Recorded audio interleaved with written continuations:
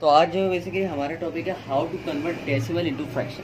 वैसे तो डेसिमल को फ्रैक्शन में कन्वर्ट करने के बहुत सारे तरीके होते हैं और बहुत सारे सही तरीके भी होते हैं, लेकिन बेसिकली कुछ तरीक़ों में जो है वो कन्फ्यूजन हो जाती है और वो ज़्यादा अर्से तक जो है वो नहीं चल पाते हैं। उसमें फिर ये होता है कि याद नहीं रहता।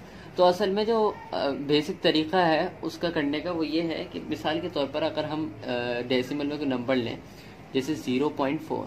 अब ये जो 0.4 है ना, बेसिकली होता ये कि जब भी हम डेसिमल को फ्रैक्शन में कन्वर्ट करते हैं ना, तो हमेशा हम डिनोमिनेटर सपोज कर लेते हैं। इसका इजी तरीका ये है कि जिस चीज़ का डिनोमिनेटर नहीं होता ना, उस चीज़ का हम डिनोमिनेटर 1 सपोज करते हैं और कर सकते हैं।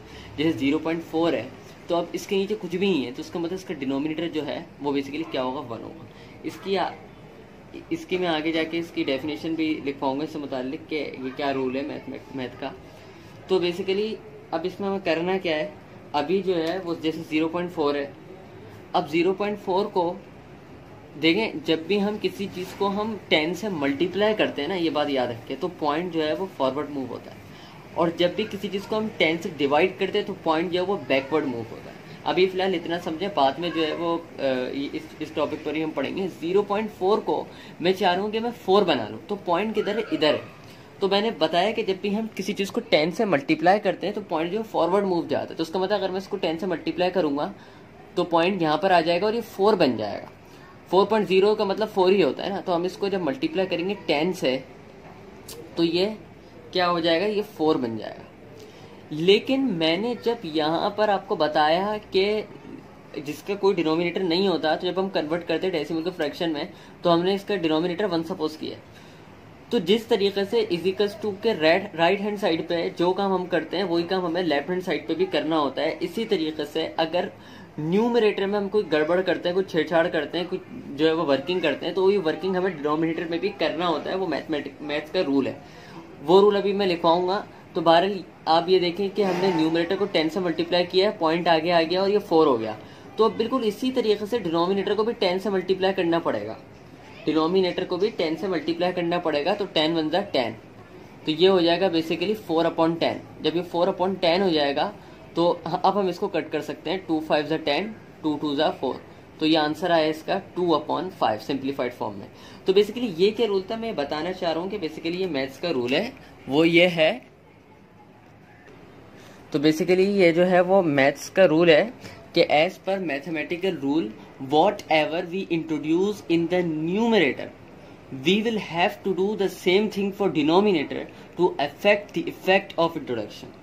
यानी बेसिकली मैथ्स का रूल है कि जो कुछ भी हम न्यूमरेटर में मुतारिफ कराते हैं, यानी जो कुछ हम न्यूमरेटर के लिए कोई भी वर्किंग करते हैं, कोई भी नंबर ऐड करते हैं या कुछ भी कोई भी चीज़ ऐड करते हैं, सब्ट्रैक्ट करते हैं न्यूमरेटर में, तो वही चीज़ हमें डिनोमिनेटर में भी करना होगी। यानी कहने का मकसद ये है कि अगर इजिकल्स टू के लेफ्ट हैंड साइड पे हम कोई चेंजिंग करते हैं तो वही चीज़ इजिकल्स टू के राइट हैंड साइड पे, जो लोग पढ़ चुके थोड़ी बहुत मैथ भी ज़ाहिर है उन्हें आइडिया होगा 5 या 6 क्लास के लेवल तक, कि जो चीज़ अगर हम left hand side of equals to करते हैं तो वही चीज़ भी हमें right hand side of equals to भी करनी पड़ेगी to effect the effect of introduction. यानी जो कोई भी चीज़ मैथ्स में है ताकि वो कोई ऊंची नीचे ना रह जाए, बिल्कुल बराबर रहने के लिए। क्योंकि अगर हम 2 = 2 लिख रहे हैं तो इसका मतलब ये है कि 2 2 के बराबर है। 4 = 2 लिख रहे हैं अगर हम मैथ्स में, तो उसका मतलब 4 4 के बराबर है।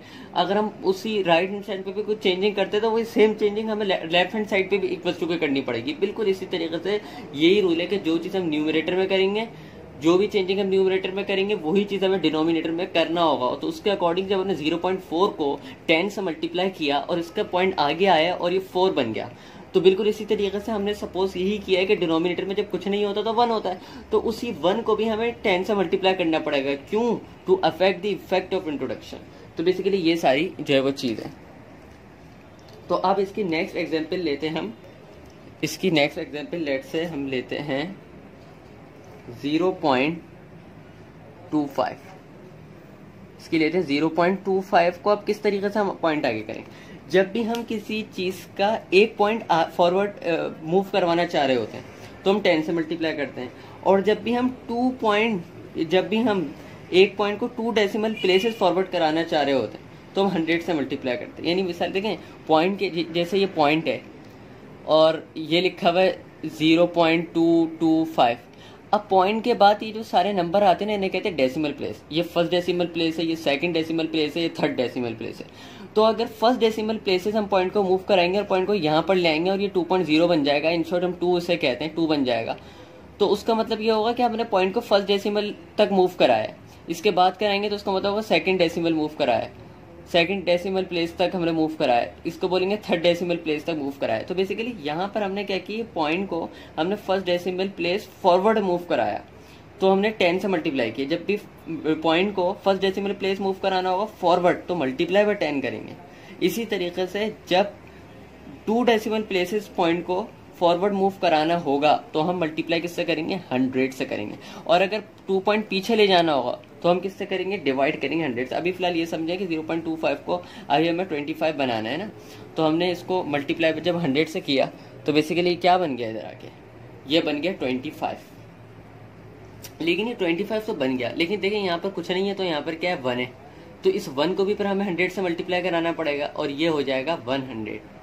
तो ये बना 25/100। ये बेसिकली ये फ्रैक्शन है, लेकिन ये आंसर नहीं है। क्यों? क्योंकि आंसर हमेशा जब भी हम डेसिमल को फ्रैक्शन में कन्वर्ट करेंगे तो फ्रैक्शन का आंसर हमेशा सिंप्लीफाइड फॉर्म में होना चाहिए। तो 25 को बेसिकली हम डिवाइड कर देंगे 4 से, तो ये आ जाता है 100। तो 1/4 जो है ये इसका आंसर होगा। ये है डेसिमल और ये है फ्रैक्शन। कैसे कन्वर्ट किया, न्यूमरेटर में पहले देखा कि कौन सी ऐसी चीज है कि डेसिमल हट जाए। हमने बोला किस तरीके से इसको डेसिमल को हटाकर होल नंबर में ला सकते हैं हम इसे। तो हमने कहा कि अगर इससे हमें फर्स्ट डेसिमल प्लेस करानी है तो 10 से मल्टीप्लाई करना पड़ेगा, और अगर हमें सेकंड डेसिमल प्लेस तक मूव कराना पड़ेगा तो 100 से करना पड़ेगा। तो जब हमने यहाँ पर इसको 25 बना तो लिया, लेकिन हमने कहा कि जो चीज डिनोमिनेटर में नहीं होती उसकी जगह वो 1 होता।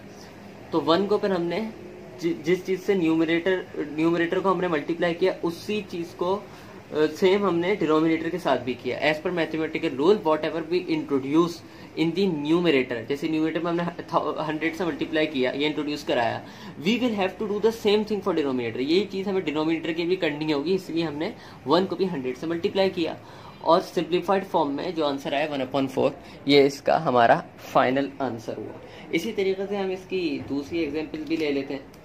थर्ड एग्जाम्पल हम लेते हैं 0.125।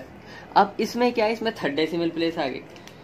अगर हमें पॉइंट को फर्स्ट डेसिमल प्लेस आगे करना पड़ेगा तो हम 10 से मल्टीप्लाई करेंगे। 2 डेसिमल प्लेस फॉरवर्ड मूव कराना पड़ेगा, 100 से करेंगे। और 3 डेसिमल प्लेस मूव कराना पड़ेगा तो 1000 से करेंगे। इसी तरीके से जितनी ज्यादा प्लेसेस आती जाएंगी और जितने ज्यादा पॉइंट को हमें फॉरवर्ड मूव कराना पड़ेगा तो उस हिसाब से 0 ऐड करते जाए, 1000, 10,000। तो बेसिकली है क्या कि अब यहाँ पे हम क्या करेंगे, ये हमने जब इसको मल्टीप्लाई कराया 1000 से तो ये हमारे पास बन गया 125। लेकिन जब कुछ भी नहीं होता डिनोमिनेटर में तो 1 होता है। तो whatever we introduce in the numerator we will have to introduce the same thing for denominator. तो इसको हम 1 को मल्टीप्लाई करेंगे फिर 100 से, तो ये बेसिकली आ जाएगा 125/100। तो 125/100 को अगर हम सिंप्लीफाई करें तो आंसर इसका आता है 1/8। तो ये कैलकुलेटर में आप चेक कर सकते हैं। तो बेसिकली करना कुछ नहीं है, बस सिंपल यही करना है कि जब हम डेसिमल प्लेस देखेंगे तो उसको हम फॉरवर्ड मूव कराएंगे, फॉरवर्ड मूव करा के हम होल नंबर में ले आएंगे। जब हम होल नंबर में ले आएंगे तो हमें पता है कि डिनोमिनेटर में जब कुछ नहीं होता तो 1 होता है। तो whatever we introduce in the numerator we will have to introduce the same thing for denominator. इसी रूल को फॉलो करते हुए हमें डेसिमल को फ्रैक्शन में कन्वर्ट करना होगा। ये बात याद रख लें, अगर first decimal place forward point को मूव करना होगा तो 10 से मल्टीप्लाई करेंगे। 2 डेसिमल प्लेस फॉरवर्ड पॉइंट को मूव करना होगा, यहाँ पे लाना होगा तो 100 से मल्टीप्लाई करेंगे। 3 डेसिमल है तो 1000 से। इसी तरह जितनी डेसिमल प्लेस फॉरवर्ड मूव होती रहेंगे उस हिसाब से आप 0 बढ़ा दें। तो बेसिकली ये थी यहाँ तक बात कि कन्वर्जन कैसे करेंगे।